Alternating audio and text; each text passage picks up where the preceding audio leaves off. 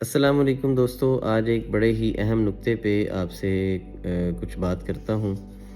हमारी बहनों की तरफ से कुछ अरसे से व्हाट्सएप पर काफ़ी ये सवाल आ रहे थे कि हार्मोन्स इम्बैलेंस हो जाते हैं, चेहरे पर बाल आते हैं जो कभी नहीं आए थे पहले, वज़न भी बढ़ना शुरू हो गया है और इसके अलावा आवाज़ में भी तब्दीली महसूस होती है बाज़ दफ़ा।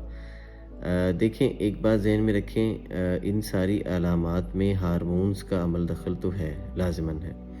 अब इसमें एक अहम नुक्ता ये है, आपको कोई भी हस्पताल में आपका जो मसला हो कि इलाज मुआलजे के सिलसिले में आप जाते हैं, प्रेगनेंसी के मामले में जाते हैं या कोई किसी किस्म का कमी खून के मसले में हॉस्पिटल से आपने खून लगवाया है, मतलब कोई ऐसा मौका आया कि खून लगवाने की ज़रूरत पड़ी।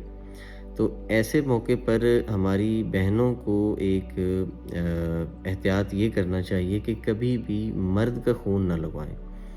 इससे आपके हार्मोन्स में इम्बैलेंस ज़रूर होगा, क्योंकि क़ुव्वत मुदाफ़अत उस वक़्त पहले ही कमज़ोर होती है। कमी खून में, कसरत तमस में, माहवारी की बेतरतीबी है, आपको प्रेगनेंसी के दिनों में तो क़ुव्वत मुदाफ़अत कम होती है।